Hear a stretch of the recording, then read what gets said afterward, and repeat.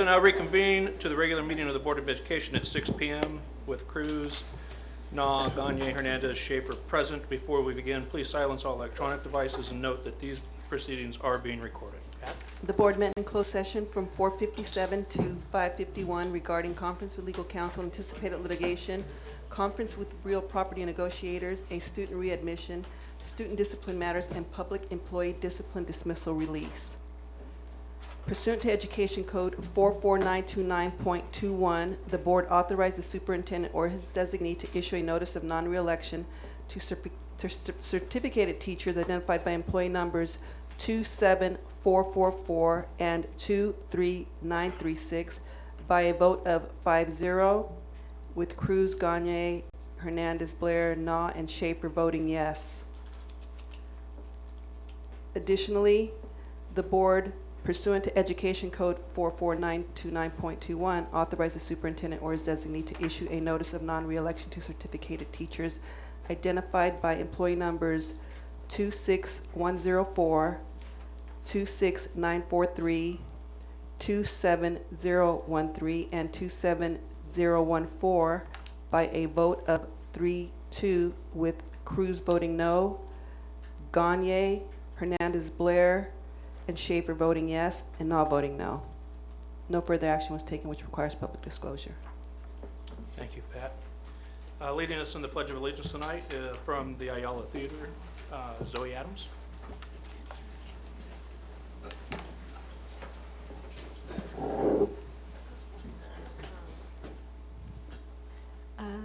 Put your right hand over your heart. Ready? Begin. I pledge allegiance to the flag of the United States of America and to the republic for which it stands, one nation, under God, indivisible, with liberty and justice for all. Thank you.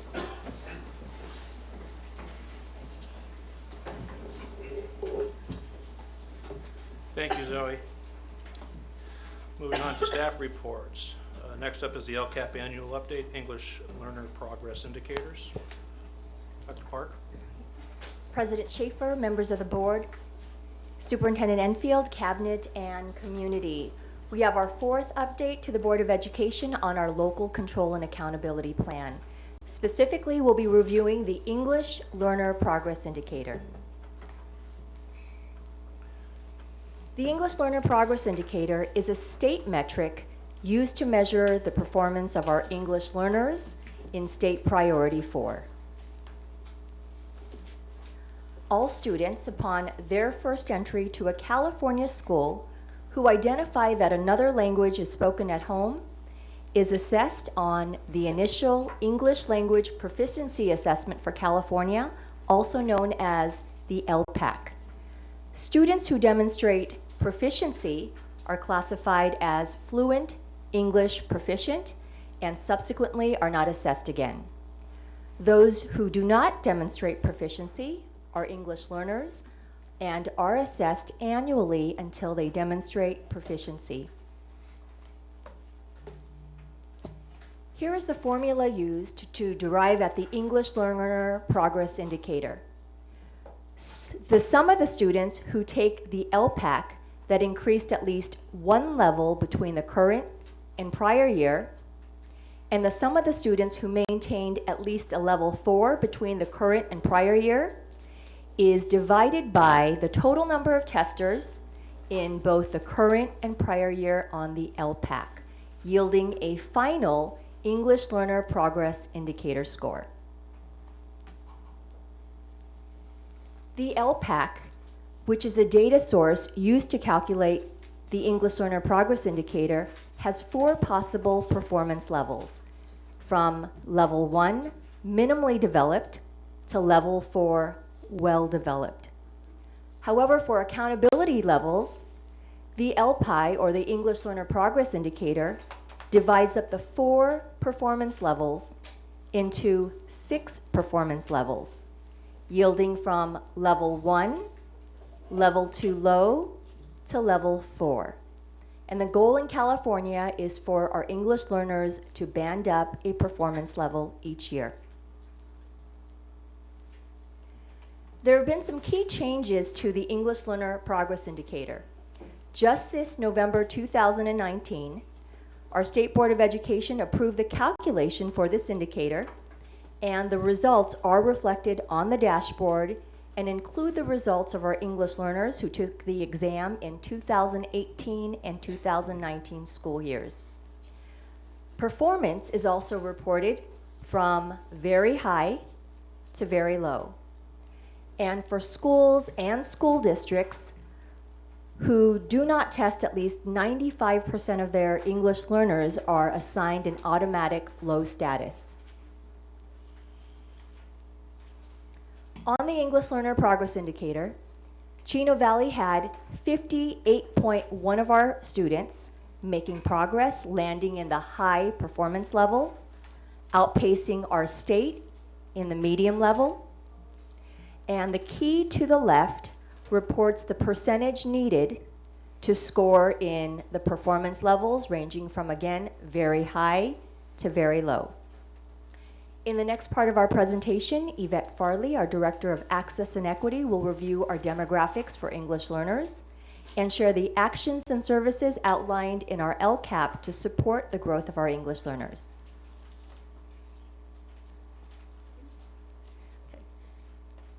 Chino Valley Unified School District currently has a total of 3,119 EL students in grades K through 12, which equates to 11.2% of our total student population.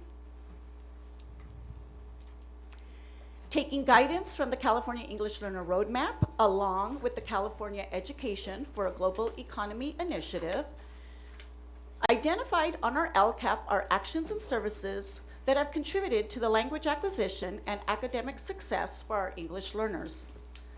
The Department of Access and Equity continues to monitor the implementation of our ELD curriculum and the protected time for designated ELD. Our Coordinator of Access and Equity monitors designated ELD schedules, academic progress monitoring, and trains administration on the LPAC assessment. Staff development and site support will continue with the focus on integrated ELD. Integrated ELD focuses on content, literacy, and language learning across the disciplines. Our instructional coaches provide support to our teachers through lesson planning and modeling effective instructional strategies such as collaborative conversations and the use of graphic organizers and word walls to assist in creating a print-rich environment at the elementary and secondary schools. Capacity building will continue through support services to increase parent engagement and involvement through our Parent Engagement Center. This concludes our annual update for the Board of Education. Thank you for the presentation this evening. Are there any questions up here from the board? Mr. Knott? Yeah, this is a great news. I'd like to thank our staffs as well as especially our teachers who had those patience and days after looking for our students' success, and this one shows that. And as I have said in the past, as an adults, we have to love our children, and our kids have to respect their teachers. So thank you. Great job. Mr. Cruz? Yeah, I also noticed, changes every year, modify things, throughout the accountability system. I would expect there'll be changes more next year. I would suspect so. Yes, we do expect changes. For one, we do see that there will be a performance color represented on the dashboard, and if there are future changes, it will be discussed at the State Board of Education meetings, and we'll be providing the board updates along with that. Thank you. That's cool. Mr. Hernandez?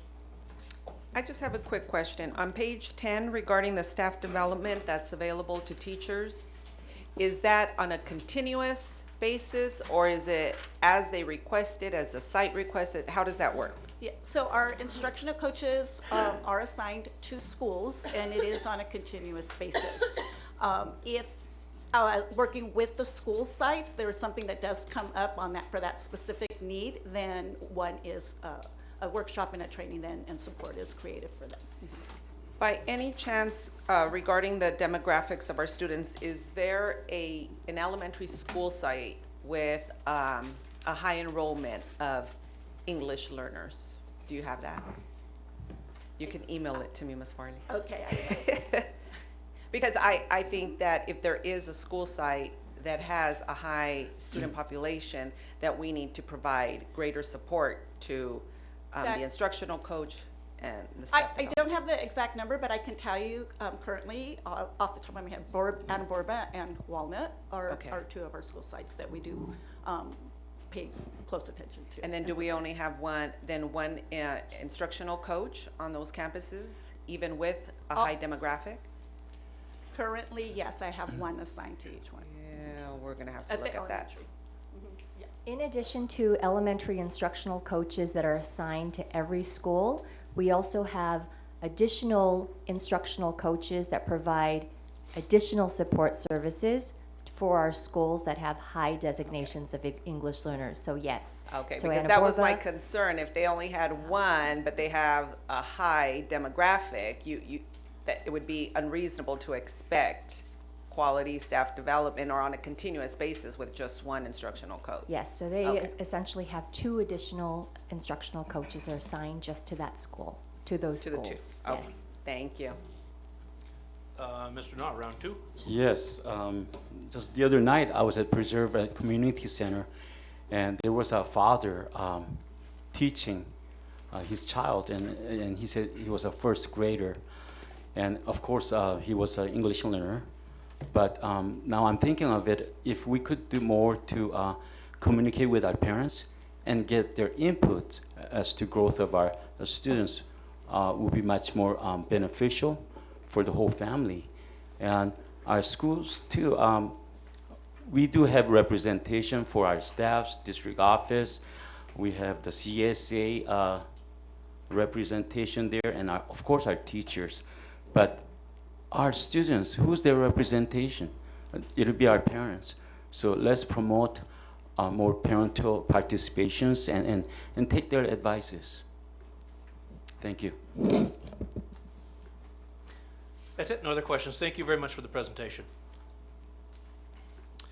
Moving on to item 1D, where now comments from the student representative, Ms. Ng. Good evening, board members, cabinet, and community members. Last Thursday, February 13th, was Student Government Day.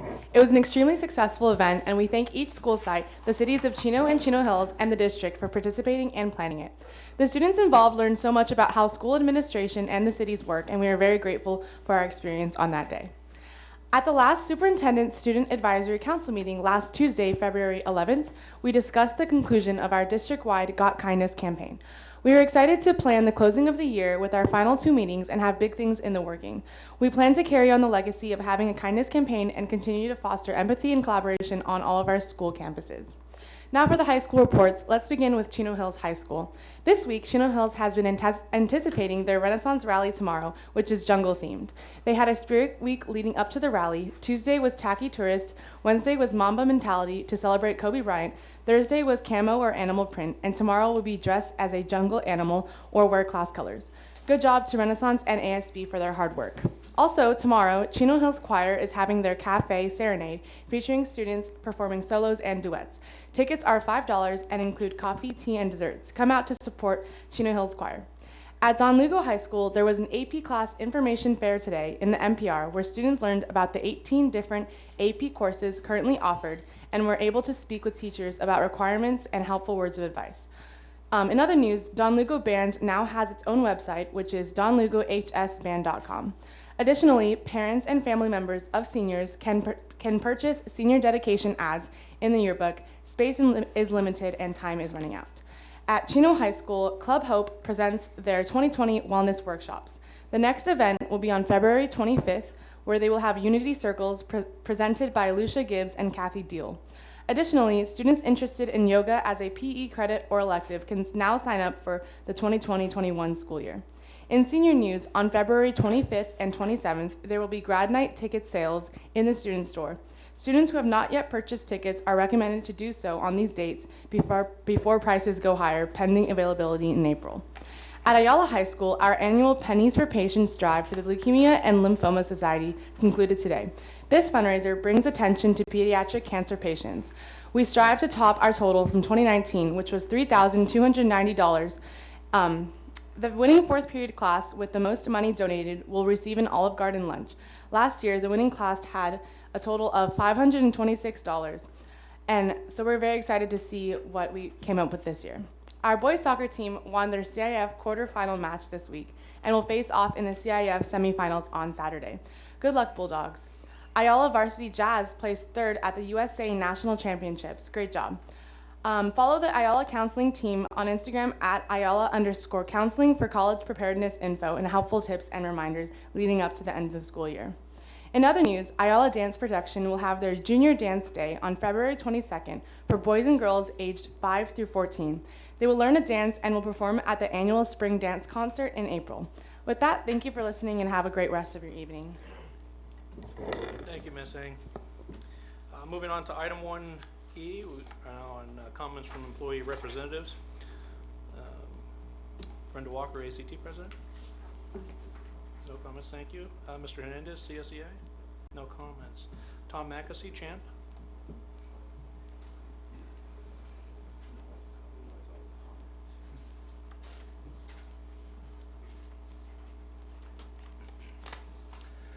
Good evening, everyone. I think that after the past few weeks we need some good news. So CVSD is located in Region 12 of AXA, which is the Association of California School Administrators. This region encompasses the entire county of San Bernardino. Each year, AXA honors deserving administrators throughout California. These administrators must be nominated by their peers who complete a multi-part nomination for and must also have at least 2 additional letters of recommendation for the people. I'm proud to and honored to announce that CVSD has 2 winners this year. They are Dr. Kimberly Cabrera, principal of Don Lugo High School, who is the recipient of the Secondary Principal of the Year Award for Region 12, and Trevor Carenzo, assistant principal at Wickman Elementary School, who is the recipient of the Elementary Co-Administrator of the Year Award for Region 12. Dr. Cabrera and Mr. Carenzo will be honored at the Region 12 Spring Celebration Administrator of the Year Dinner and Awards meeting on April 13th at the Doubletree by Hilton in Ontario, and will go on to compete at the state level. So that's good news for us. So thank you very much. That's good.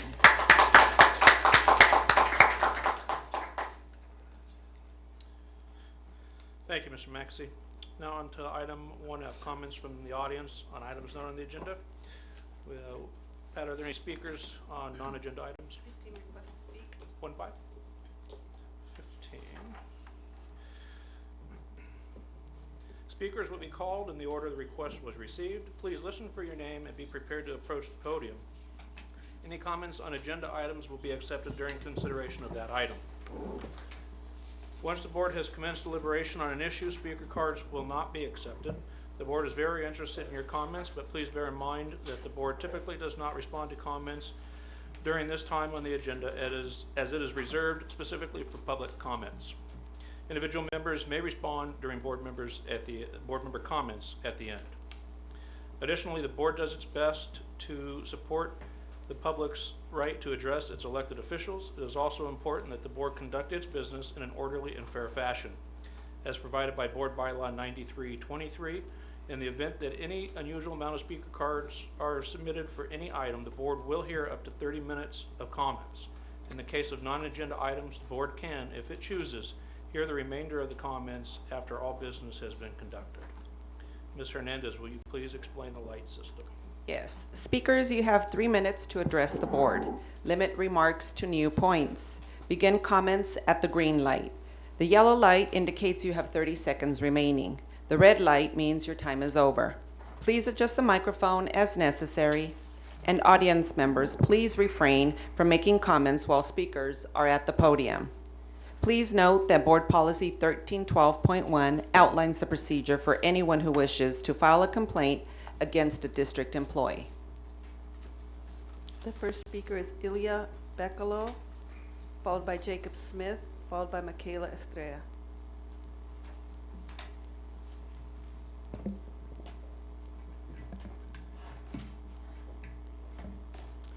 So I think it's important to acknowledge the amount of people that came to support Mr. Prisk, the students and their parents. And there's just as many outside in the lobby because the room simply couldn't fit them. And I think in and of itself, it already shows the amount of people and the support that they have for Mr. Prisk and the respect they have for him and how much they value his presence in the program. And it's really no wonder because Mr. Prisk, he treats each student with equal respect, and he's the type of teacher to notice if the student is not feeling well and go up to them and ask, hey, is everything okay? And maybe try to work it out. And everyone who supports him is wearing red right now. You can see the sheer amount of respect and support that this program has for Mr. Prisk, and I think a lot of people will miss him dearly if he retires. Thank you so much. This is all I wanted to say. Thank you. Jacob Smith, followed by Michaela Estrella, followed by Sydney Reyes.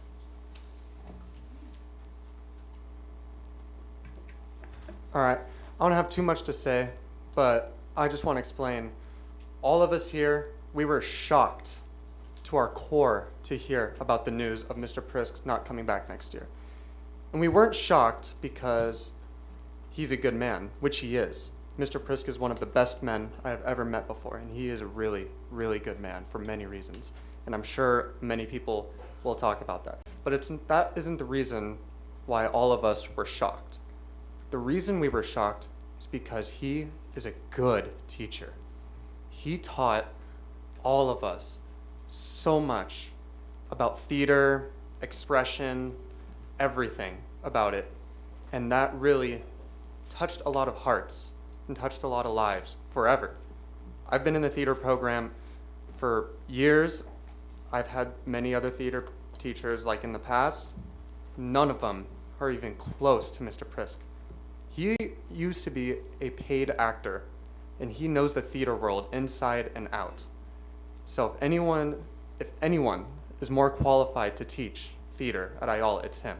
Just look at the productions that he's put this year. Amazing productions.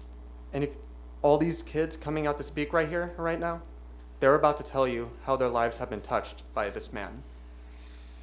He is a very, very good man for many reasons, because he lets us express ourselves and really makes us find out who we really are. And it's almost crucial to our growth as students, as teenagers, turning into adulthood. Acting on stage, being in the theater industry, it really shows you who you are. And I feel that is very important to all of us here. And I think that we really need to realize how crucial he is, because the former theater teachers here, they've been okay and they've been good, but none of them are even close to Mr. Prisk. So that's all I have to say. Thank you. Thank you. Michaela Estrella, followed by Sydney Reyes, followed by Maya Terry. Good evening, members of the board. My name is Michaela Estrella, and I am here on behalf of Ruben S. Ayala Theater Company and our teacher, Mr. Prisk. I would like to use my time given to speak about the opportunities Mr. Prisk has offered me and my fellow theater students over the course of this school year. To begin, Mr. Prisk has offered me many opportunities regarding my future. I would like to work for Disney, and he has, he has offered me many opportunities to achieve this goal after I leave Ayala. From audition days to giving me valuable contacts in the entertainment world, Mr. Prisk will have my back as an educator. Mr. Prisk has also attracted many Chino Hills High students to Ayala's theater program. He truly cares about his students by asking them every day, how's your day been? And sometimes it ends in us crying because it hurt. Like, sometimes talking about your day, nobody really asks about your day. And when a teacher who actually cares about you asks about how your day is, you end up in tears. Mr. Prisk has a heart, and he has a very big heart. And his love of theater, it really shows. And his love for his students, it shows. Even the parents are here. The parents care about him. His students care about him. He's just a really good man. Thank you. Thank you. Sydney Reyes, followed by Maya Terry, followed by Lisa Terry.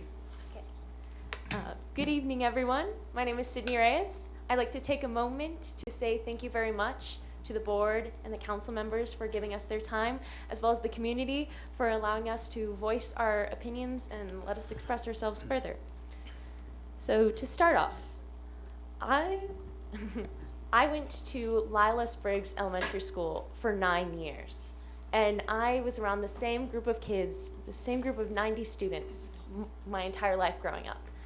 And as I grew up and went to Ayala High School, almost all of my friends went to Don Lugo. And I was one of the only people who did an interdistrict transfer and went to Ayala High School. And when I arrived on campus, I was really scared because I didn't know anyone yet. And it was my first time trying something new in a very long time. And as soon as I stepped into the theater room, everyone accepted me with open arms and really gave me a second home. And I've done theater for 9 years now, so that's very fun. Since I was 7 years old, and I frequent at Chino Community Theater just down the street there, and I've done almost 20 productions there, and I've learned so much from them, and I felt so much respect from all of the teachers and everyone who have taught me so much in life, and I've been able to almost be an equal to them as I've led camps with them as a counselor, and I've also student-directed plays, and I feel that I know quite a bit about theater, and I've learned so many great people. And going on to Ayala High School and getting to meet Mr. Prisk, I learned so much more.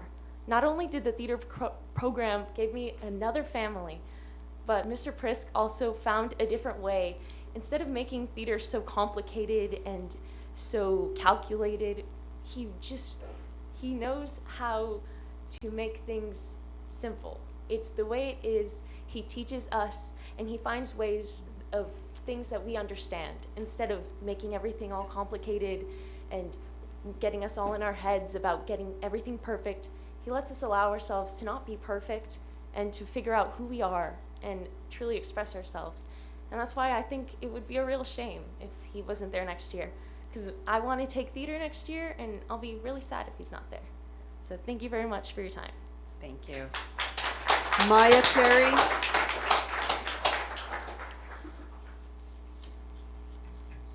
Good evening, board. I'm Maya Terry. I've been in the theater program since my freshman year. I've been through, this is my third teacher now, and I really don't want to have a fourth. Mr. Prisk was a professional actor. He was in SAG. He manages a theater right now. He has ins to people that we would never know. And me, along with a lot of people here, because of him, were inspired. I turned into wanting to be a drama teacher for high school because of him. He is so inspirational. He has helped people in so many ways. He actually cares. He's paid 10 cents after an hour after school gets out, and he stays there until 8 o'clock at night sometimes or more, just drilling us and getting the shows right until we're happy. This is more than a loss. This is more than a loss of a teacher. This is a loss of a program. Like Sydney said, we want to take theater next year, but if he's not here, I don't know what's going to be left.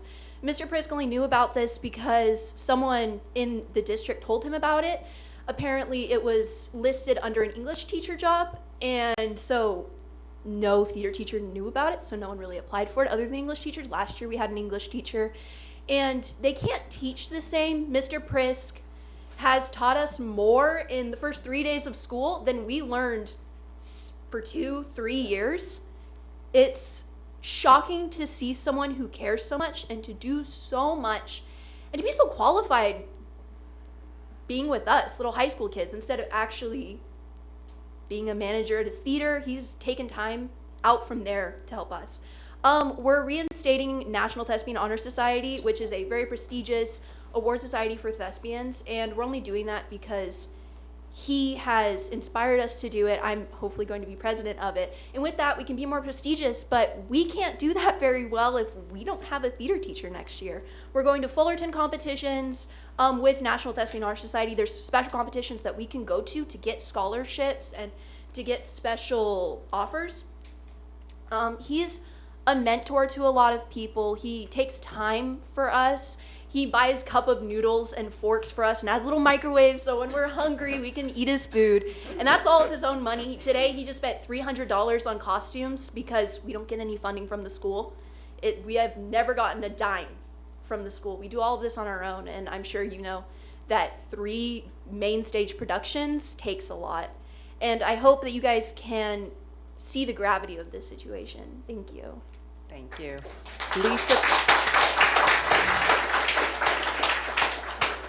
Lisa Terry, followed by Edward Cox, followed by Sean Snyder. Hello, thank you so much for listening to us. I am Maya's mom.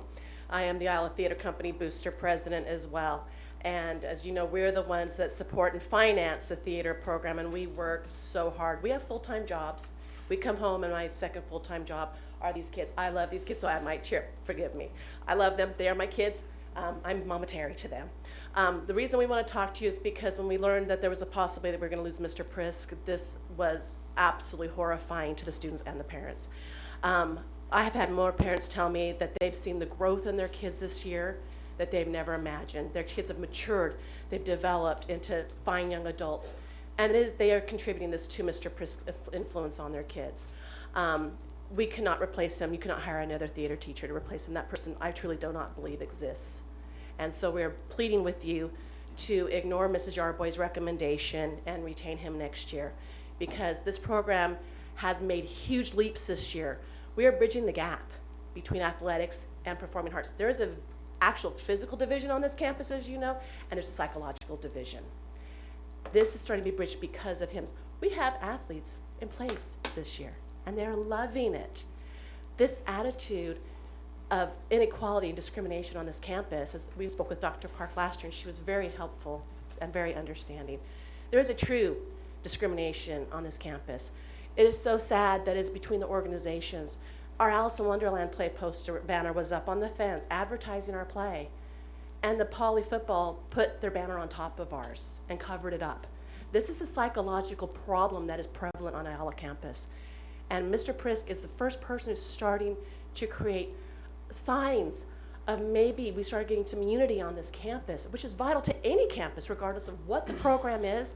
Unity is important, and it's been lacking at Ayala. And he is the person who's creating this. It is really important that theater is treated with the same equality and respect that football is treated with. We had to beg for buses. Yardway promised us buses last year. We knew she was lying. Dr. Park made sure we got a bus for our Fullerton Theater competition. Because we as theater boosters, we have to pay for those buses. They're very expensive. Just for an example, for us to produce a production can cost us up to $3,000 to $5,000 so that these kids can perform. That money's only coming from us. We work so hard to raise it. Giving us a bus once in a while to help take these kids on an educational trip is huge for their education and their development. So we're asking for more equality on campus, to give a little bit more to the performing arts, even just give us buses every year to take our kids. And I know I'm out of time, but one big concern we have, we want to make sure theater is going to be in the curriculum going forward. But some of the things we've seen happening and things taken away from theater at the Ayala campus, I know I'm out of time, I can't tell you everything, but we want an assurance that we're not going to use lose the theater program, because the things these kids learn are the skills they're going to use the rest of their lives. Edward Cox, followed by Sean Snyder, followed by Kevin Busher. Good evening, members of the board. First of all, you probably realize I'm not a student, but I must say how impressed I was by the students and their presentation and what they feel about Mr. Prisk. First of all, let me tell you about my son, Eddie Cox, who's sitting in the back. He's probably going to be very embarrassed by this. But before he started in theater, he was quiet and a little bit withdrawn. It was very hard to get him in conversation. However, since joining the theater, he's become more confident and communicative. He has a clear vision of the future, academic objectives and career possibilities. I'm proud of him. Now, as I've learned from my experience in school theater productions, I can tell you that theater is not just about acting. It requires a wide range of skills and abilities not usually found in other academic or sporting activities. As a visual arts subject, it can be argued that this is one of the most effective and productive parts of the high school curriculum. Look at the life skills it achieves: confidence, self-image, oral communication skills, problem solving, technical skills, imagination and creativity, memory enhancement, trust in colleagues and authority, social awareness and conduct, motivation, commitment, dedication,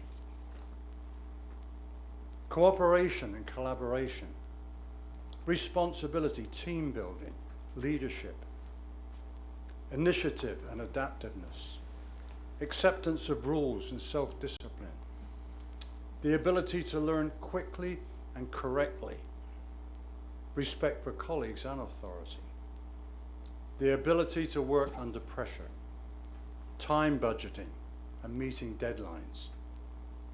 It's a goal-oriented approach, and it's a lot of fun. An obvious conclusion is that these abilities and skills will prepare the student for virtually any career choice. The question remains, however, is Mr. Prisk producing and engendering these qualities? Is he up to scratch? From all that I've heard and seen, the answer is a resounding yes. He has demonstrated leadership, dedication and support, and he has produced a motivated and well-educated, loyal group of students. It would be a travesty not to renew Mr. Prisk's contract or to discontinue the theatre curriculum. Thank you. Thank you.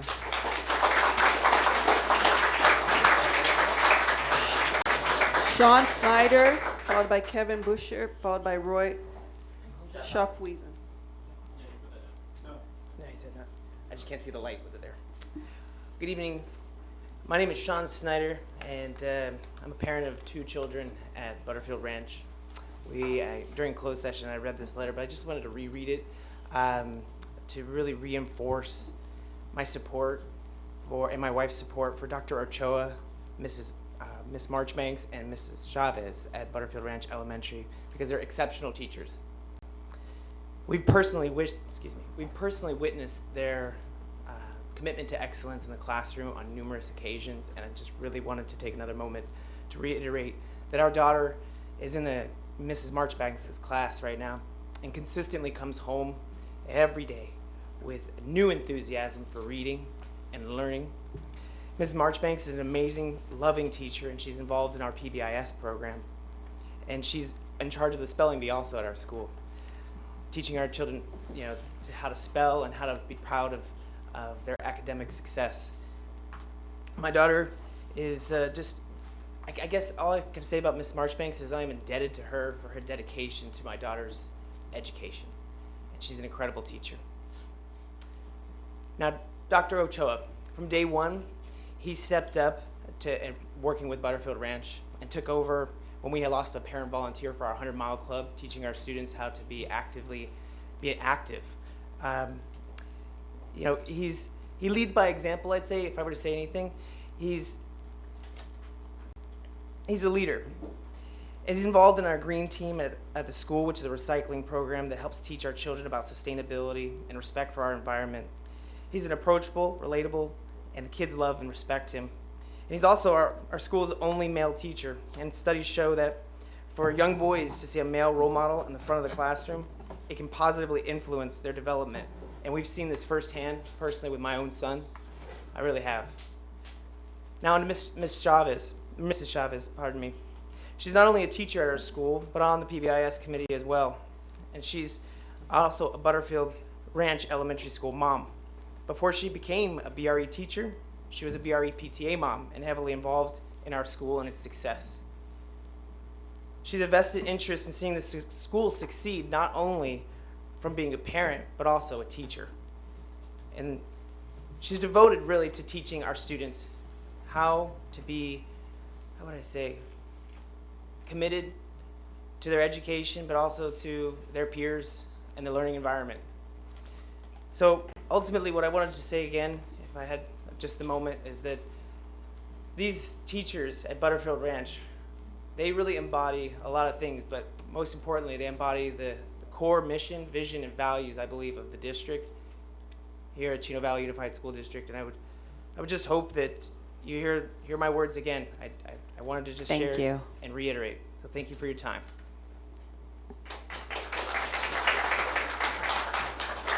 Kevin Busher, followed by Roy Schaafwiesen, followed by Amy DeSmet. Hello, board. I really am just encouraged with our school at Butterfield Ranch with the new principal. She's doing amazing work, and we're really healing from all of the tragedy that happened before this. And it was going so well. And then I'm so disappointed in Infield and Mr. Rideout decision to punish 3 amazing teachers. I'm praying that the board members will make a good decision to save those teachers. What reason do you justify to taking out 3 amazing teachers? Your job as a school board is to be the leadership and the check and balance with the superintendent to make sure when he makes a bad call that you call him on that and look at the actual facts. These teachers live in America and have rights. They have the rights to freedom of speech just like every American should have. They should not be punished for talking. But these 3 teachers were not speaking out. I have no idea why, and those teachers have no idea why. We need to have everybody understand that when students are in need and distress, we need to help them, because it doesn't just help that student, it helps the teachers, it helps the school, it helps all the other students that are in that room. So ultimately, we want a safe learning environment for everybody. We have a giant victim list at our school.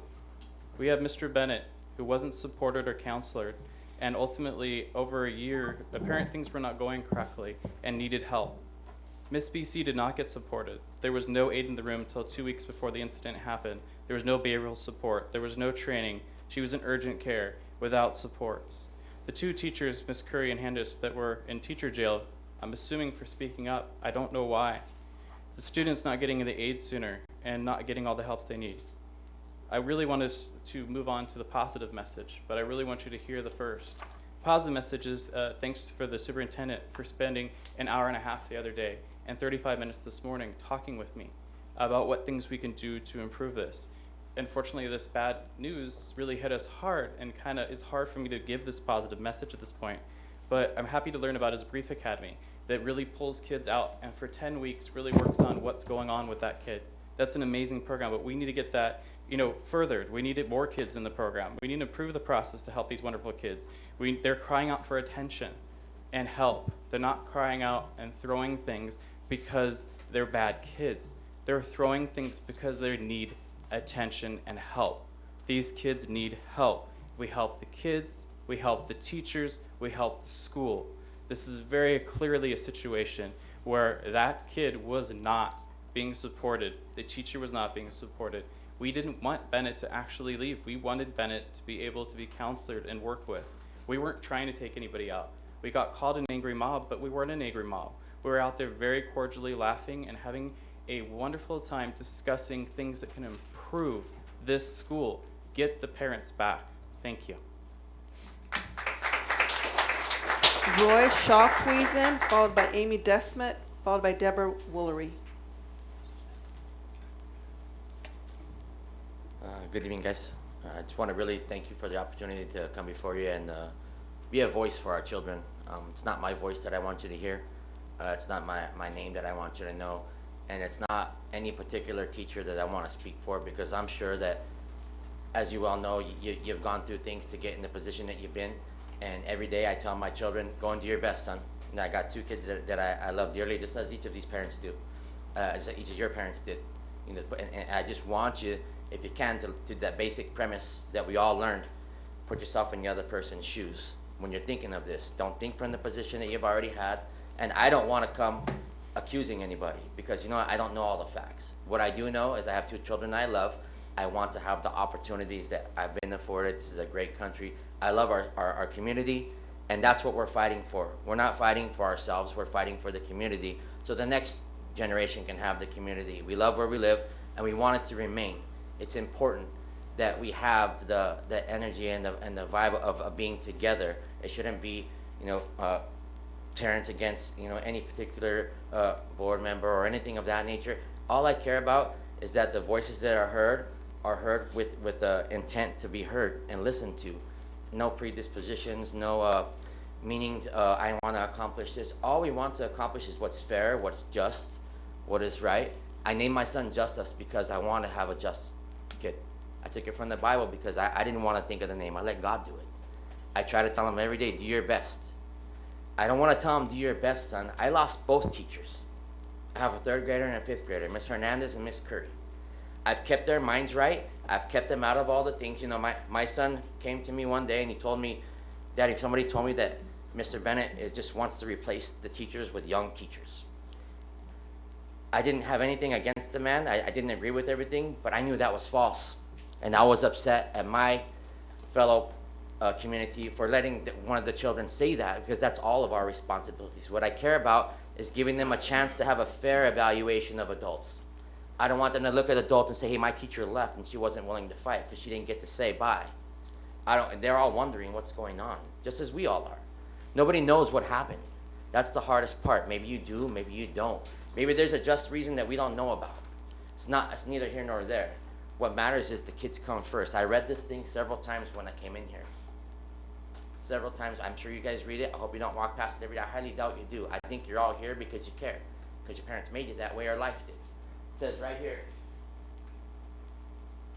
Chino Valley Unified School District provides all students a rigorous and relevant education and safe learning environment. I heard all these. I was going to hear. I'm supporting you guys 100%. This Ayala teacher, I'm going to be out there for him too, because he gives that. That's the only thing that matters. 10 seconds left. I don't Thank care. you. Let's make that work.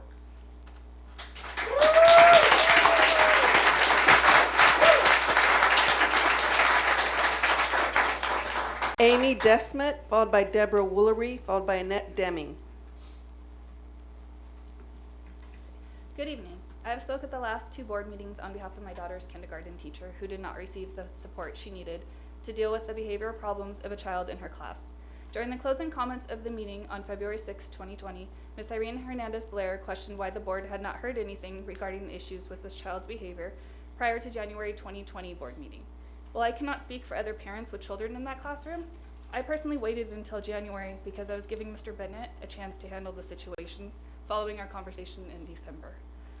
In addition, January is when I first heard several teachers at Butterfield were requesting transfers due to a lack of support they were receiving from Mr. Bennett. Since my daughter's teacher seemed to be a prime example of this lack of support, I thought I should speak on her behalf. I'm a firm believer in following a chain of command and giving everyone a fair chance to do their job. I had contacted my children's teacher several times since the beginning of the school year regarding this child hitting and punching my daughter. This teacher had done her best to keep my daughter safe by separating her from this child in the classroom, and I had spoke to my daughter regarding how to behave around this child in an effort to avoid future incidents. However, in early December, this child hit my daughter, leaving a mark on her arm because he thought she was laughing at him. At this point, I knew more needed to be done to protect my child. I notified my daughter's teacher that I was going to speak to Mr. Bennett about this child's behavior.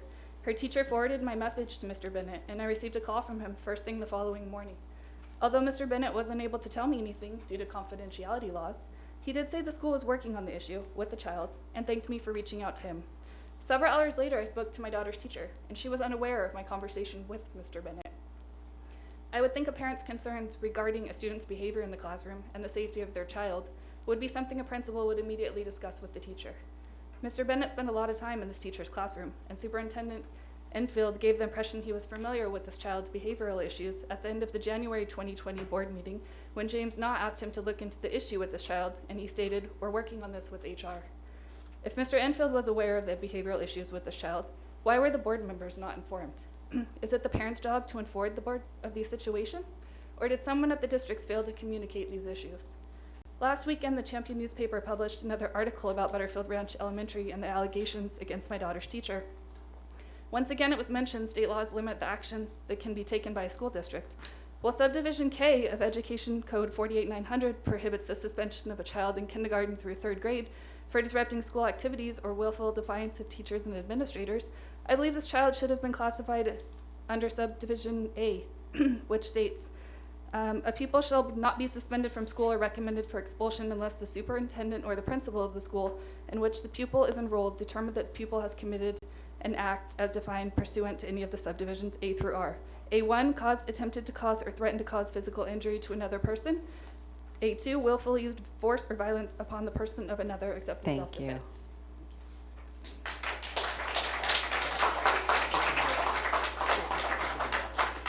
the last one. Debbie Woolery.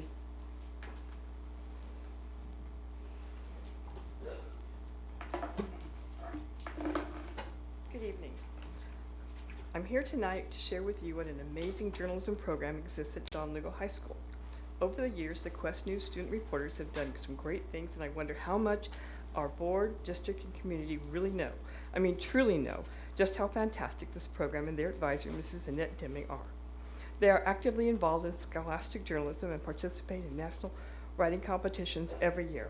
They are the only journalism program in our district that has a national award-winning advisor and certificated journalistic educator. The community and board should know that Mrs. Deming attends 2 national conventions a year, and that she judges the national writing competition and is also asked to present journalism curriculum, assessment strategies, and classroom cultural strategies to other journalism advisors across the nation.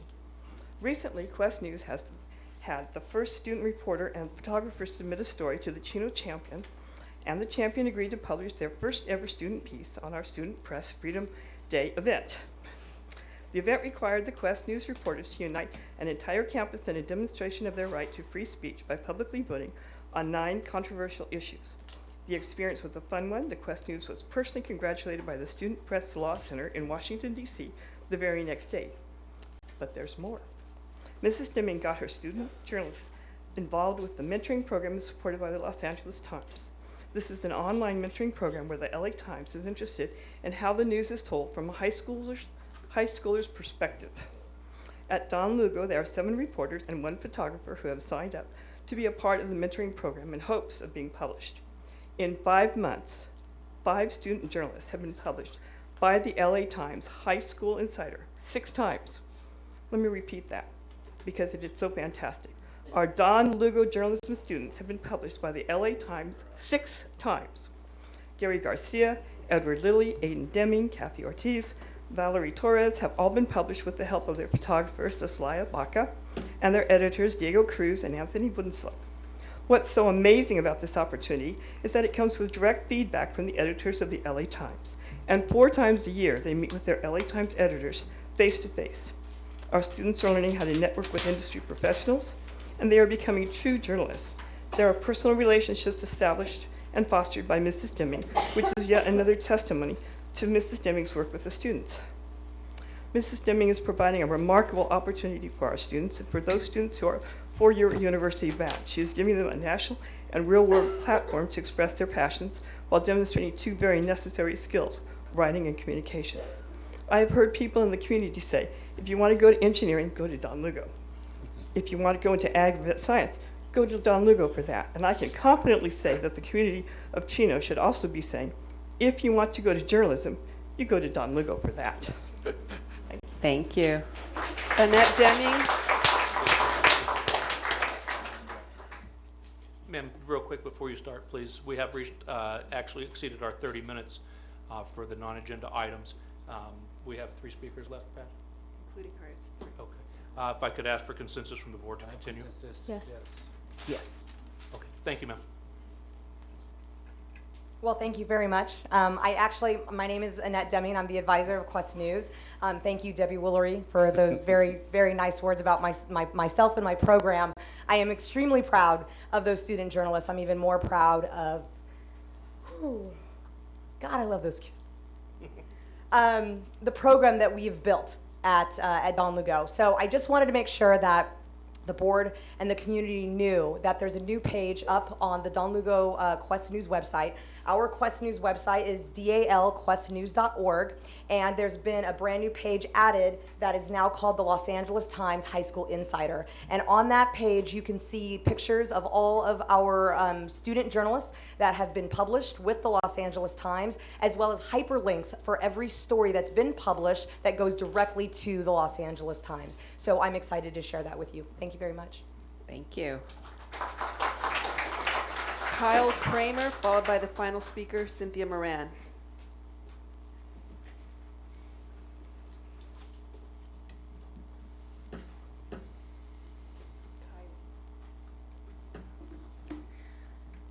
Hello, I'm Kylie Kramer from Iola, and I'm here to advocate for Mr. Priss staying as my theater teacher.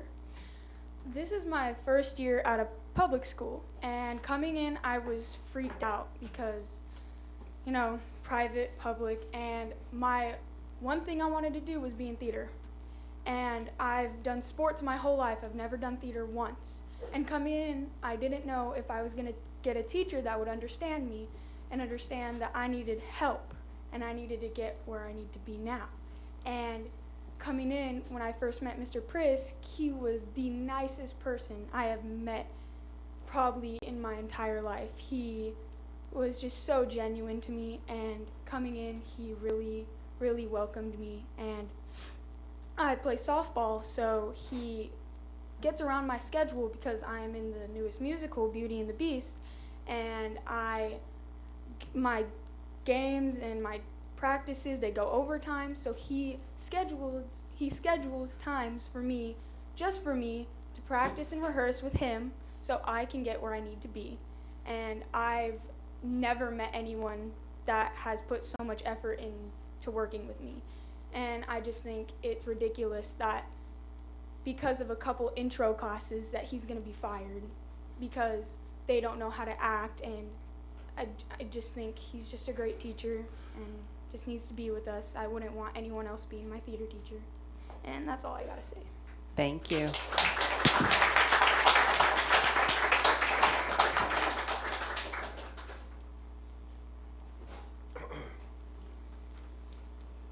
Hi everyone, I'll make it brief. I just wanted to give you an update from the city of Chino Hills, what we have going on that affects students. Our mobile rec program spring schedule has come out, which will be from March 2nd to May 29th. Mobile recreation provides a safe after-school environment for children in kindergarten through 6th grade. The mobile recreation vehicle and our city recreation staff provide arts and crafts, sporting activities, outdoor games, team building activities, board games, healthy snacks, homework assistance, and supplies. Children are required to sign in, but it is a drop-in program, and they may do so without a parent present. Our schedule is as follows for this next spring. On Monday, Pinehurst Park, 3 to 5:30 p.m. Tuesday, Butterfield Park, 3 to 5:30 p.m. Wednesday, from 11:45 a.m. to 4 p.m. will be at Community Park. Thursday, 11:45 a.m. to 4 p.m., Glenmead Elementary. And Friday, 3 to 5:30 p.m., Los Serranos Park, which is a new location, which are our new park, and the response has been great. Lots of kids using that site for after school. One more thing, we have the Chino Hills Community Foundation is awarding scholarships to help economically disadvantaged youth participate in our city summer day camp and aquatics programs. Children ages 3 to 12, if selected, may receive a full scholarship to the 9-week summer day camp program or up to 3 weeks of aquatics swim lessons. To find out more information about that, call 909-364-2736, and the deadline to submit is March 26th. And lastly, we have our annual track and field meet, which is very popular. To participate, it's for girls and boys born between 2005 and 2013. All they need to do is live in Chino Hills or attend a school in Chino Hills. And for more information, they can call 364-2700, and the deadline to register for track and field event is March 13th, so that's coming up. Thank you for your time. Thank you.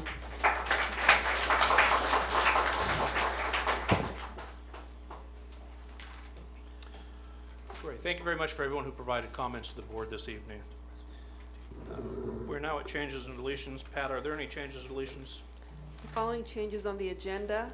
Item 3D2, agreements for contract consultant services, page 182, under approved contracts to be amended, resolution 2018-2019-28, Savannah School District, amend the new term to read January 17th, 2021.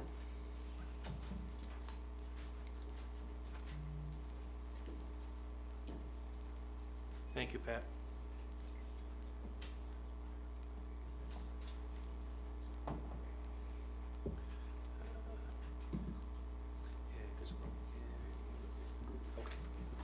Okay, moving on to action items. We're now at action items. The first item is item 2A1, 2020 California School Board Association's Delegate Assembly Election. Recommend the Board of Education vote for no more than 6 candidates to the California School Board Association Delegate Assembly Subregion 16B. Are there any speakers? No speakers. May I have a motion stating the names of the candidates for which you wish the board to consider? There's 5 incumbents, so I'll make the motion for the 5 incumbents. And since we're voting for 6, also Barbara Flores, San Bernardino City Unified School District. Can you provide the 5 incumbents' names, please, for the record? Absolutely. Christina Cameron Otero. Do you want the school district too? Pat, you need the school district read? No? Oh, okay. Barbara Dew, Cindy Gardner, James O'Neill, Wilson So, and Barbara Flores.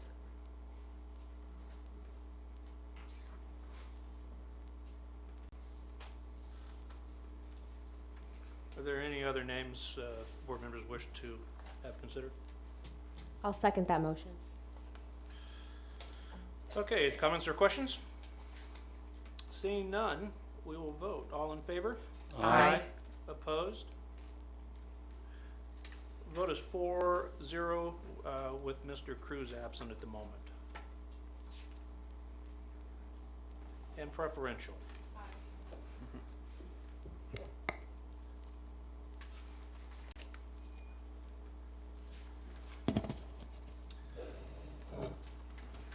Pat, we don't need to reread those names in, correct?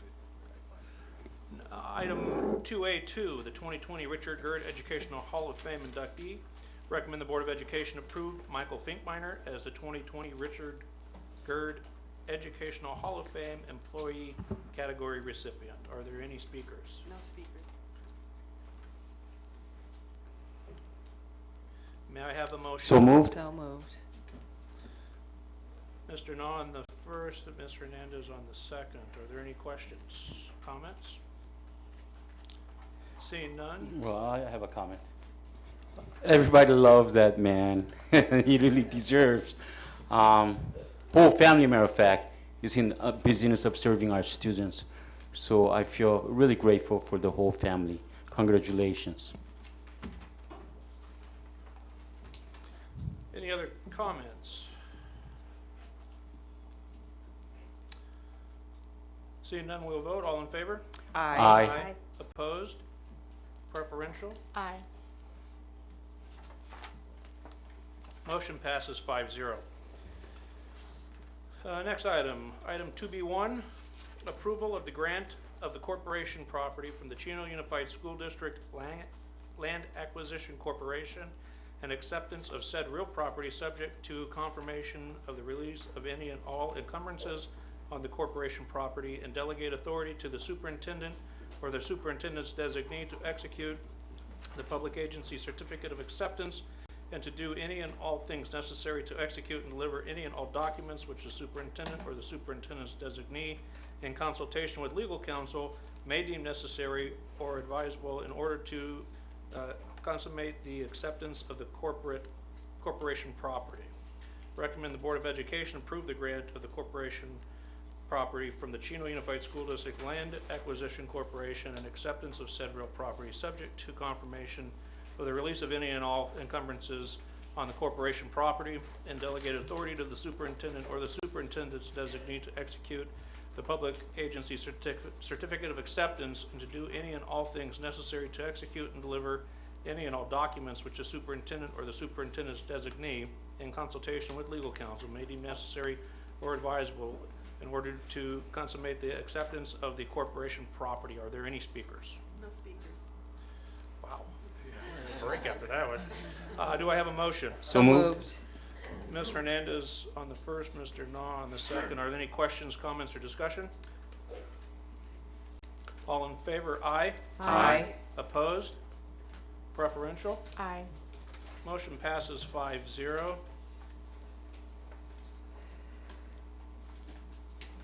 Moving on to item 2B2, delegate approval to the superintendent or designee to finalize the terms of the joint occupancy agreement, ground lease, and construction services agreement with Zabek Building Company in response to request for proposal 1819-07 joint occupancy.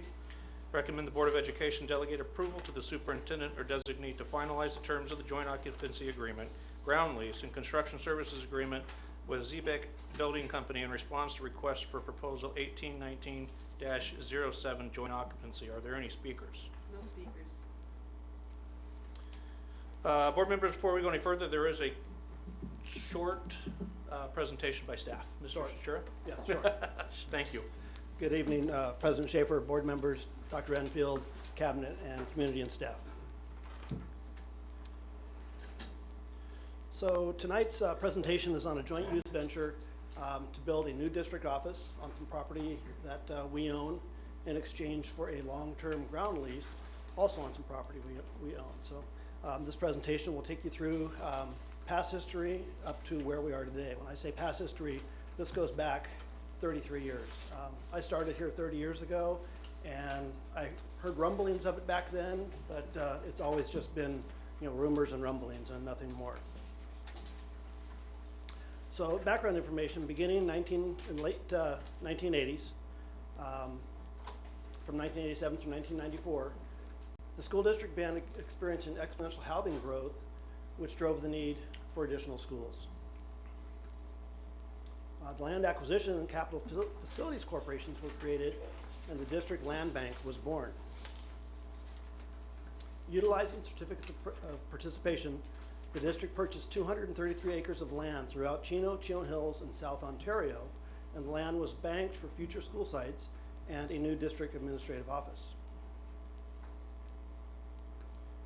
During this time period, the district built 12 new schools, and those schools were Briggs K-8, Butterfield Ranch, Cattle Elementary, Country Springs Elementary, Eagle Canyon Elementary, Hidden Trails Elementary, Lytle Elementary, Oak Ridge Elementary, Rolling Ridge Elementary, Canyon Hills and Townsend Junior High Schools, as well as Ayala High School. However, the new district office site in its present location for years prior to the land purchase in 1989 never moved forward beyond conceptual drawings and the rumors that we always heard. And now a little bit of history on this current district office location. 7 of the buildings housing the district offices were built in the late 1930s and previously served as classroom wings, the library, multipurpose room, and gymnasium for Chino High School. The room we're in today used to be the multipurpose room.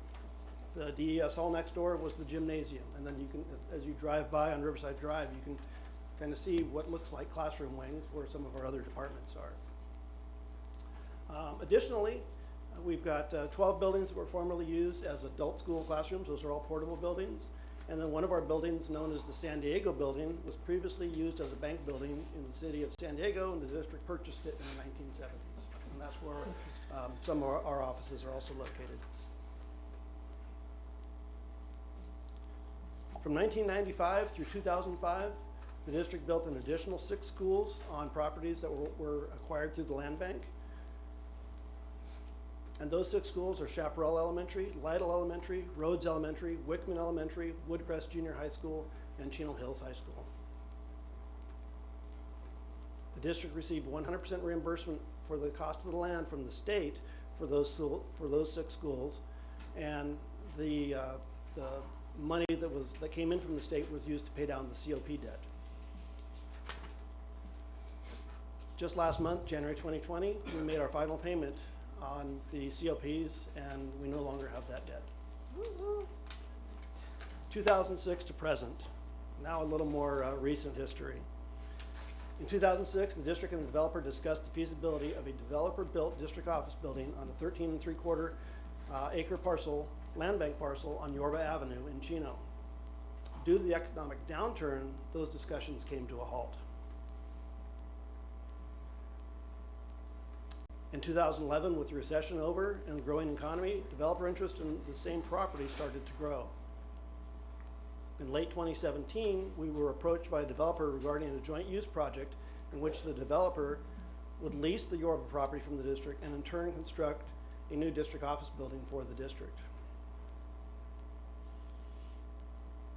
Due to education code and legal requirements, we could not proceed with this type of venture without seeking open and publicly requested proposals.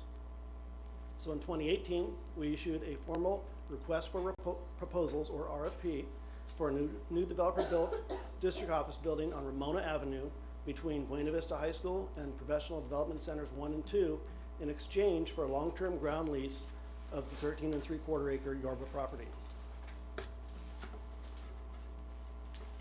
RFP 18-1907 was published in Champion Publications in August of 2018, seeking proposals from qualified parties for the development and joint occupancy of a total of 18 1/4 acres, commonly known as the Yorba property and the Ramona property.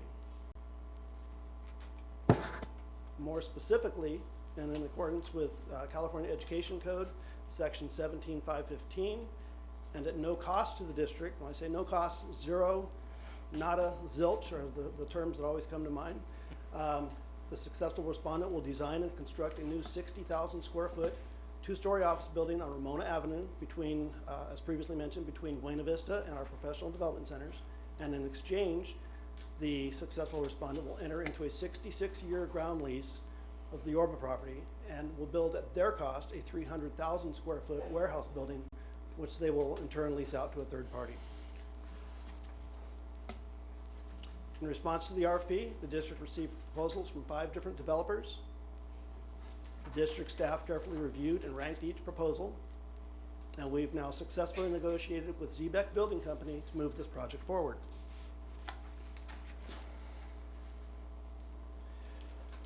At no cost to the district, Zeebeck Building Company and their architect, Ware Malcolm Architects, will design and construct a new 60,000 square foot, 2-story office building for use as district administrative offices on the Ramona property.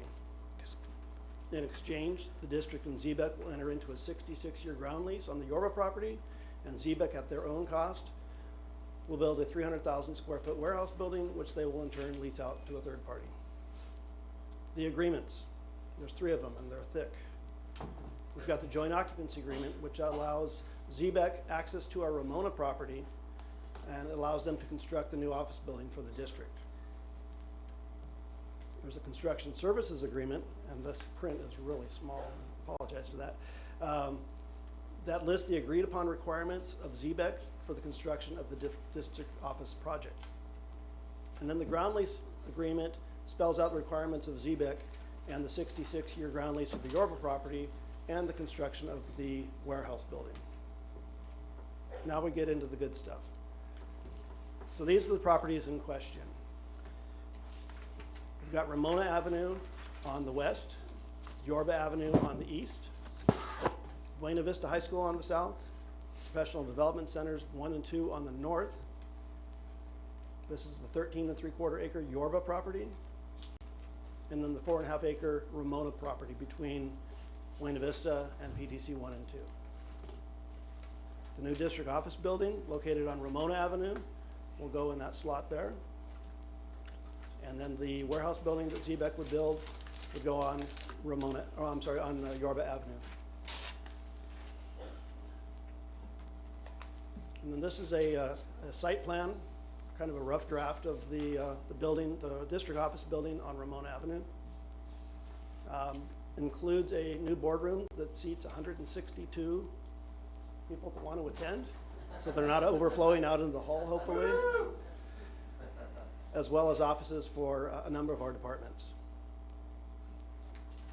And then these following are just architectural renderings from Ware Malcolm, which is Zeebeck's architect.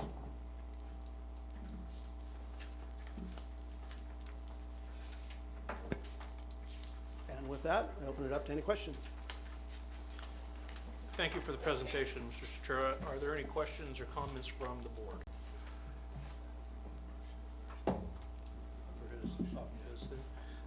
Okay, before we do that, may I have a motion? So moved. Second.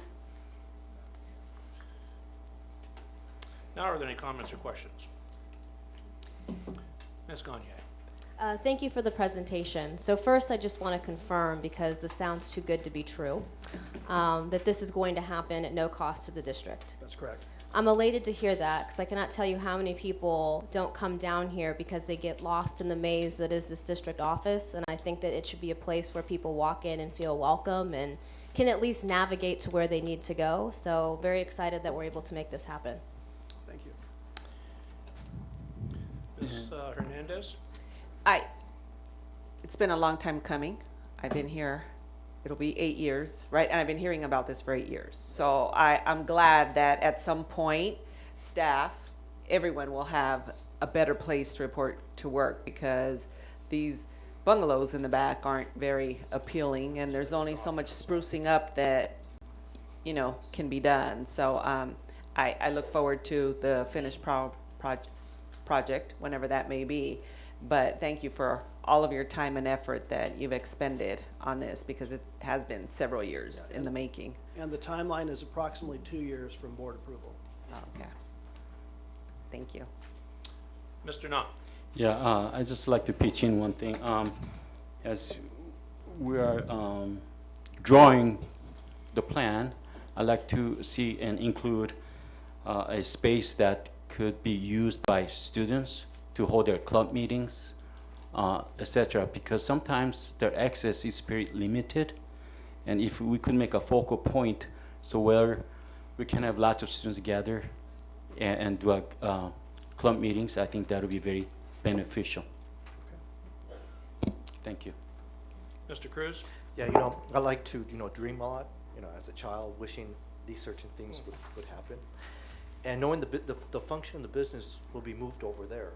So perhaps this place may be a parcel of land that can be utilized. And, you know, one thing that I think about, you know, would it be nice to create an ice hockey rink? I always think about that, and you never know, right? We'll keep that in mind. Yeah. Are there any other comments from the board? Seeing none, we'll vote. All in favor? Aye. Aye. Opposed? Preferential? Aye. Motion passes 5-0. Moving on to item, thank you, sir. Moving on to item 2B3, Resolution 2019-2020-38, authorizing public sale of property, Galstein site. Recommend the Board of Education adopt Resolution 2019-2020-38, authorizing public sale of property, Galstein site. Are there any speakers? No speakers. May I have a motion? So moved. Ms. Hernandez on the first, Ms. Gagne on the second. Are there any questions or comments? Seeing none, we will vote. All in favor? Aye. Opposed? Preferential? Aye. Motion passes 5-0. Moving on to item 2C1, Resolution 2019-2020-37, release of temporary certificated employees.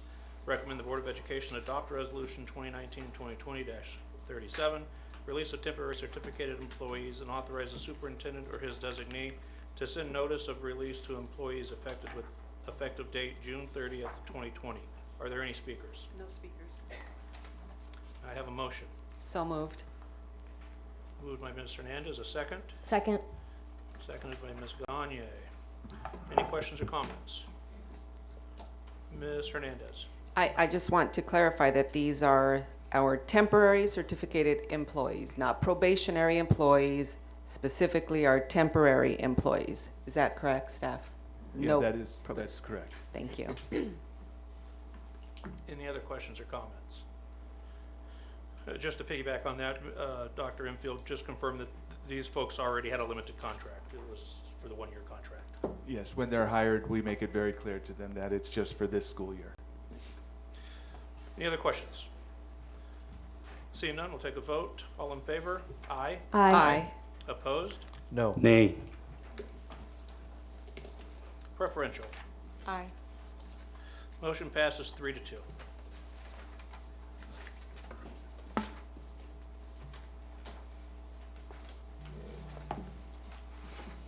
Now to the consent item.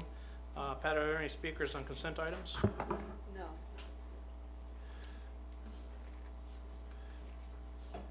Board members, do you have any polls? Mr. Knott? I have no polls. Mr. Cruz? No polls. Ms. Hernandez? None. Ms. Gagne? Yes, item 3D4. 3D4. Any others? Any others? Nope. Sorry. And I have none. For the remainder of the consent calendar, can I have a motion? So moved. Ms. Hernandez, Mr. Nah. All in favor? Aye. Aye. Opposed? Preferential? Aye. 3D4. What page was that, Ms. Gagne? 185? Yes. 85? 185. Page 185.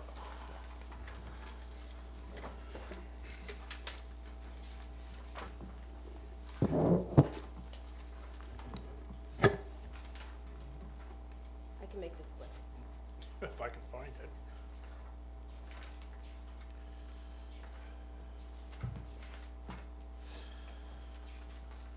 Almost there. Okay, Resolution 2019-2020-36, authorization to utilize a piggyback contract. May I have a motion? So moved. Second. Zanya? Yes, I pulled this item because I need to recuse myself from this vote. I am a shareholder at the law firm Carlton Fields, and we may have a conflict. So in the spirit of transparency, I'm going to recuse myself from this vote.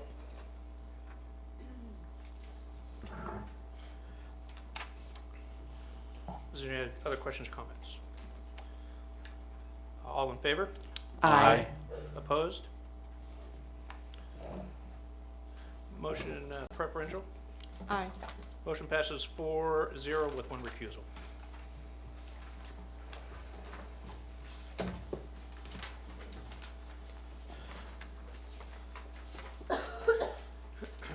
Moving on to information items. We are now at information items. Are there any questions or comments from the board?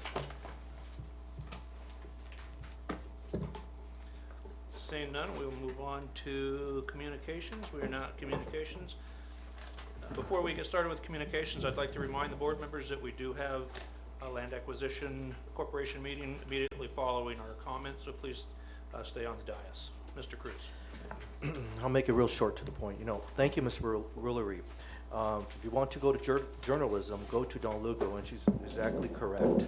And that's pretty amazing. Published 6 times in LA Times. That is quite phenomenal.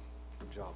The gentleman who spoke eloquently about the varying skills learned in drama, thank you for advocating the drama program and the teacher. And that's about it. Thank you. Mr. Na? Yes, I also like to thank Don Lugo, awesome teacher and paper that you put so much hours working. So appreciate that and thank you. And here, Ayala High students, thank you. I love you guys, all of you, for being here. Yes, the positiveness of participation includes making somebody a president of the United States, Ronald Reagan. Remember, he was an actor before. So I think you guys are on the right track. And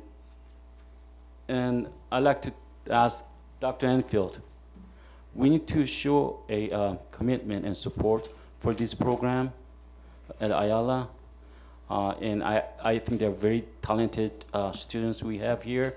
You know, having them worry about busing, that isn't really good. That doesn't sit with me well. So let's make sure they have the best support from at least from the district side first. And if there's anywhere we could meet and help out with the school side too, I'd like to be there and for them. So could you please have somebody to go to school and support them? Yeah, not a problem. Thank you. Yeah. See, this is how it works. You show up and it happens. Not the things that we can't do, but we need to find what is there for us to do. Then we need to be there for you, because we have to always remind ourselves we're an adult to love our children. You guys are our kids. So thank you for your compassion, especially for your teacher. I don't know about the results, but when you have a respect for teachers, it goes a long way throughout your lifetime, raising your family. Everything matters when you show respect to your teachers. Let's move on to I have here number 2. I'm talking about BRE, Butterfield. Yeah, it wasn't pretty picture. Wasn't all happy. All the parties involved. But we need to focus on something. After a big flood, what are we going to do about this in the future? If we just cracks our head and bleeds and put patches and until the next time comes and cracks our head again and put another patches, that's not what we should do.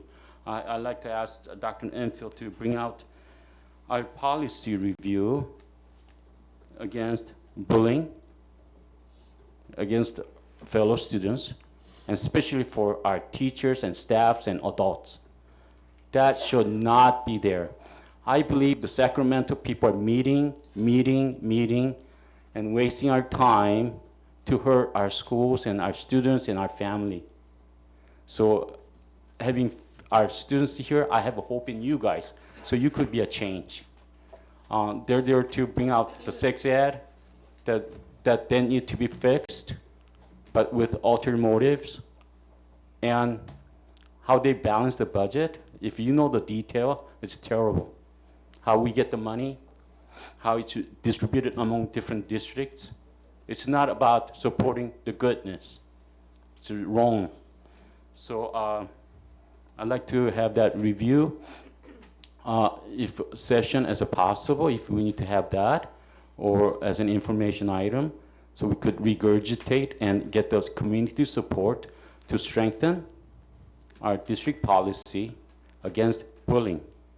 Our little ones, and protecting the classroom setting, and protecting our teachers. There's no way we could hurt teachers. How could you imagine if you had your parents being hurt? I can't sleep overnight knowing that. Our teachers are precious. They help us to grow. They help us to become somebody. And this, our society now, the Sacramento people say, do not respect them. No.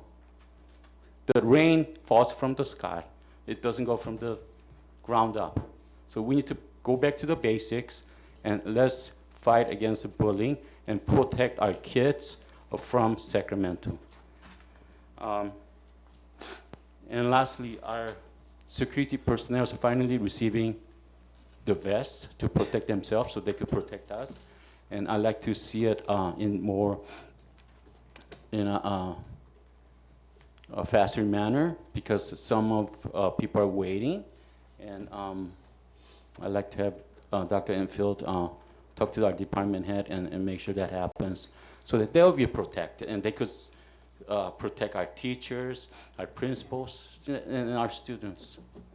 I think that's kind of my urgent message that I was thinking. But overall, I'd like to thank everybody, even the parents who showed up for teachers from different schools and programs, because it shows that we care. We could be watching TV right now, but you're all here. That means a lot for me. Me, got elected. I had no choice to show up. But you guys are wonderful. I'd like to thank teachers and principals. Can you imagine principals have one classroom to manage 30, 40 kids?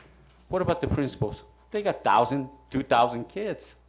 So they're constantly in an alert system where when I would visit campuses, I wouldn't even have a time to talk to them because their mind is going so fast. So whenever you see our principals and teachers, you thank them.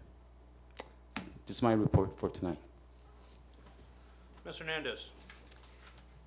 I've heard from a few teachers regarding the Measure G modifications that have been made to their classrooms and the concerns that they have that they aren't what they had recommended or suggested, and that they aren't functional for the classroom.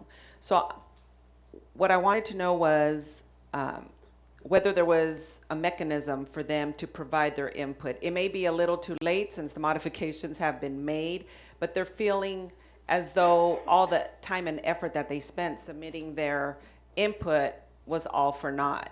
And so now they have these classrooms that have been modified. They look really nice, but they're saying that it just isn't functional. Do we have a mechanism so that they can provide input, and perhaps there's an opportunity to make changes so that it is something that it is functional for the needs of each classroom. Do we have anything like that, Mr. Stachura?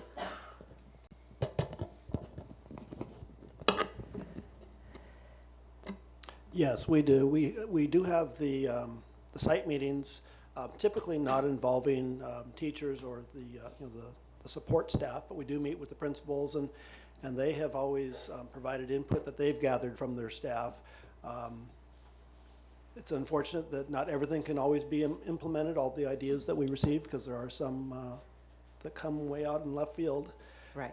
But we do try to take everything into consideration. If you can give me examples, maybe later I can look into those I'm waiting concerns. for the specifics from the school sites that have the concerns, and then I'll forward them to you. But I just wanted to make sure that I didn't bypass or that they didn't bypass who their contact was. So if it should still be the principal, then I'll route them back to the principal. I didn't know whether because it was related to Measure G, that we had a different protocol for that. But if it is still their principal, I'll route them to the principal. Sure.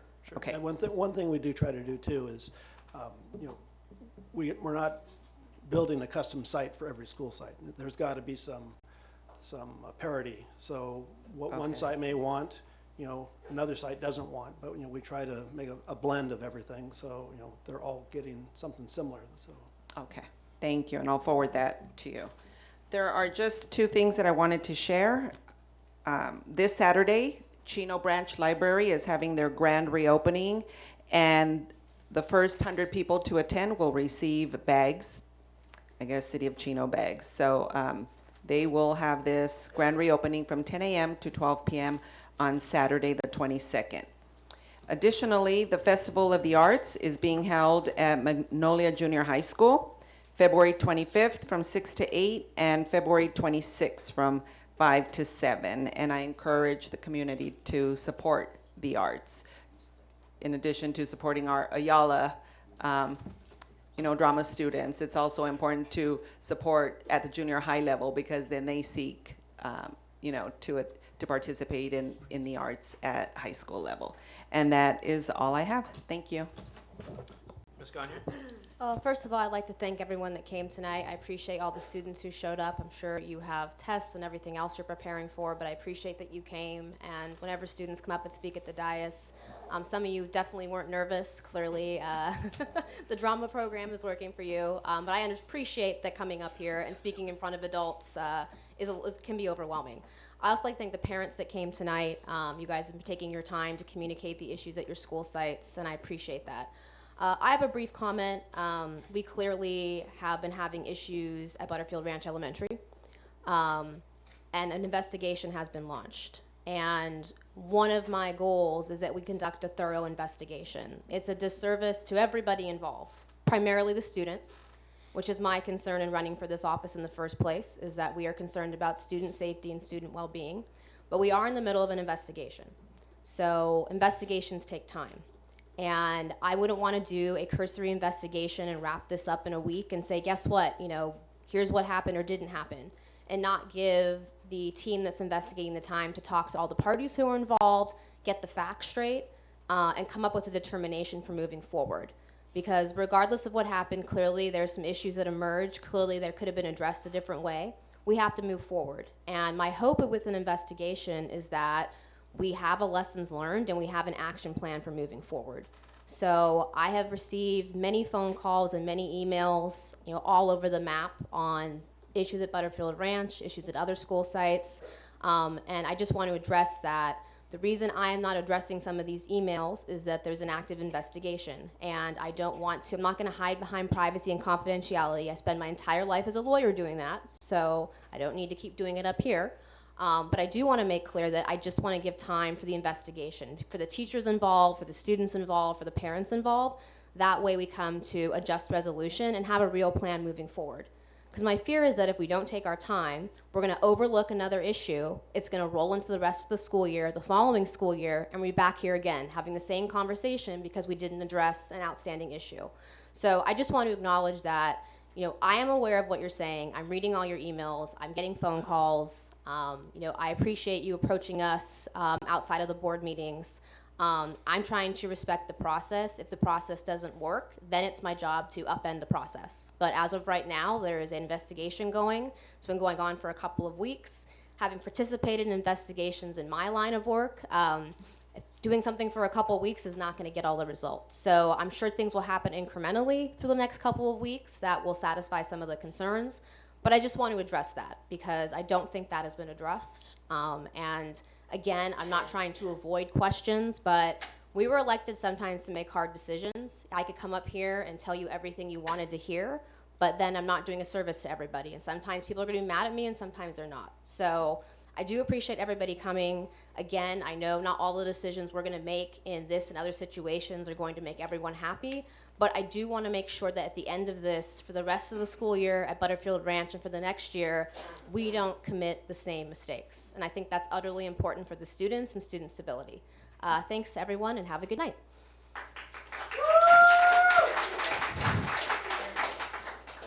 Thank you. Okay. I would also like to thank everyone that came tonight, the parents, students, and please remember, just because something might not happen or happen immediately, doesn't mean that we didn't hear you and doesn't mean that action isn't being taken. There are a lot of different parts that go into a lot of these decisions, and so our job as the board to ensure that we're looking at all of those pieces and making a decision based on the complete package, so to speak, and not just one side. So again, just because you might not see action right away or hear from us right away, doesn't mean that it's not being addressed. Just a couple of things. During the last couple of weeks, I visited a couple of school sites, Country Springs and Levi Dickey. I'd like to thank Mr. Mackesy and Dr. Custodio for their time. I'd especially like to thank the staff and the students for demonstrating all the great things that are going on our campuses. Ms. Engel touched on our Student Government Day that was on February 13th.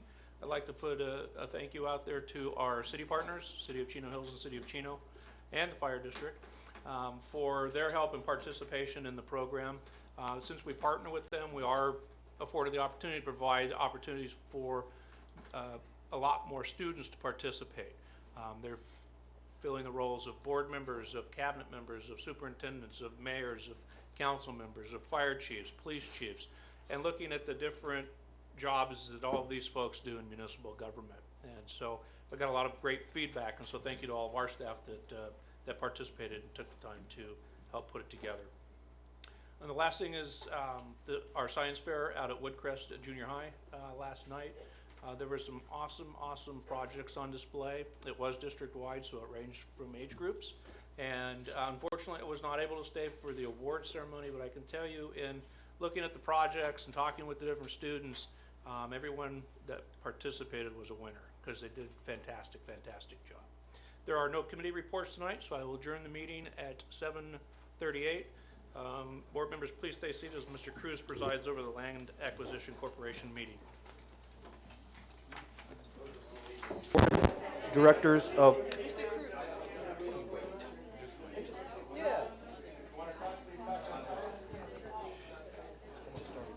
Mr. Cruz. Mr. Cruz. Just wait.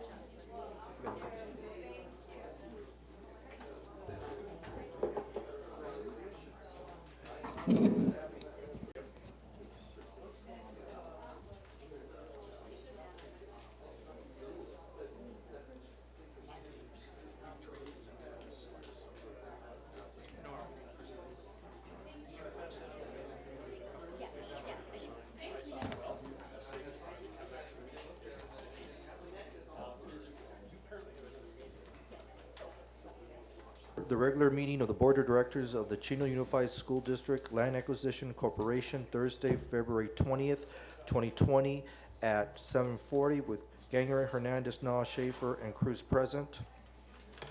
We're now on action item.